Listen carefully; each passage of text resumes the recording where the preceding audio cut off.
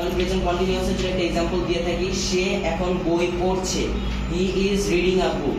Present কন্টিনিউয়াসের মূল কথাটা হচ্ছে এখানে ভার্বের আগে একটা অক্সিলারি ভার্ব বসবে, মানে মেইন ভার্বটার আগে অক্সিলারি ভার্ব বসবে, পার্সন ও নাম্বার অনুযায়ী সেটি বসাতে হবে।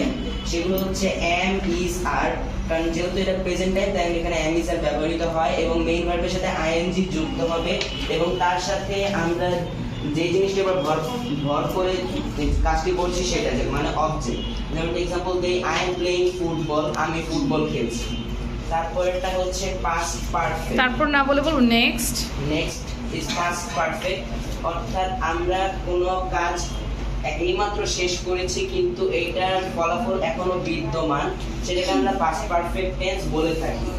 যেমন আমি রুমটি পরিষ্কার করেছি, I have cleaned the room.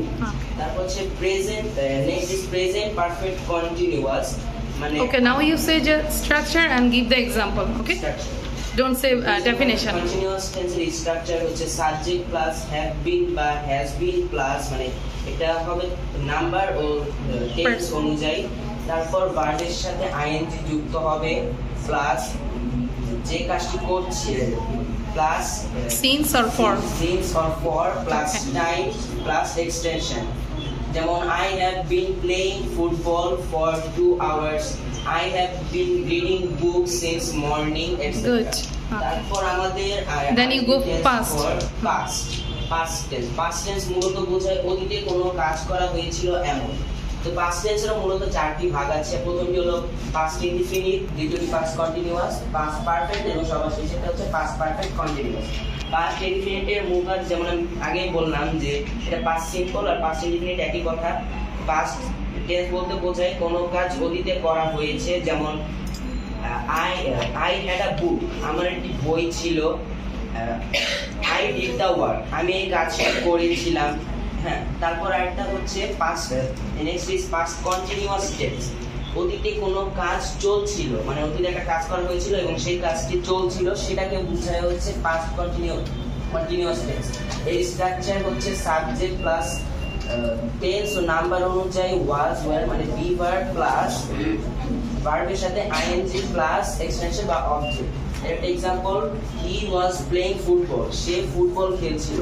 আর এটা আমাদের পরবর্তী টেন্স হচ্ছে পাস্টের past perfect tense. Past perfect টেন্সের স্ট্রাকচার হলো subject plus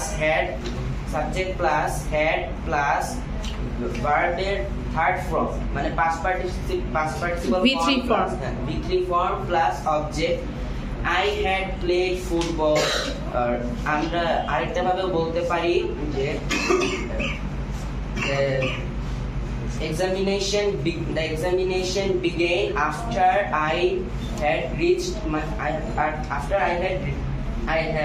reached the school.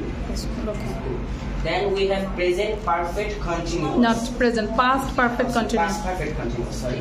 Past perfect continuous, the structure is subject plus had been plus মূল ভার্বের সাথে ING plus object plus for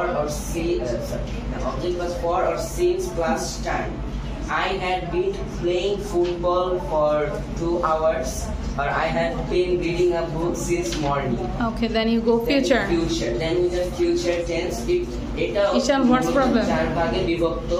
প্রথমটি হচ্ছে ফিউচার ইনডিফিনিট বা ফিউচার সিম্পল। ফিউচার সিম্পল বা indefinite বলতে বোঝায় ভবিষ্যতে কোনো কাজ সংঘটিত হবে এটি। এটার একটা एग्जांपल দিয়ে থাকি, I will do the work, মানে আমি এই কাজটি করব। I will do the work tomorrow, আমি আগামীকাল এই কাজটি করব। Then we have future continuous, মানে ভবিষ্যতে কোনো কাজ চলতে থাকবে বোঝালে তখন আমরা ফিউচার কন্টিনিউয়াস টেন্সটি ব্যবহার করে থাকি। এর একটা স্ট্রাকচার যদি বলতে চাই, subject plus will be or shall be plus মূল ভার্বের সাথে ING plus object. I will be doing the work, or he will be playing football. Okay, then next we have future perfect. Future perfect বুঝে অতীতে কোনো কাজ। Okay, say the structure. Okay. Subject plus will have or shall have plus verbs past participle form plus object. I will have done the work. Then we have future perfect continuous tense.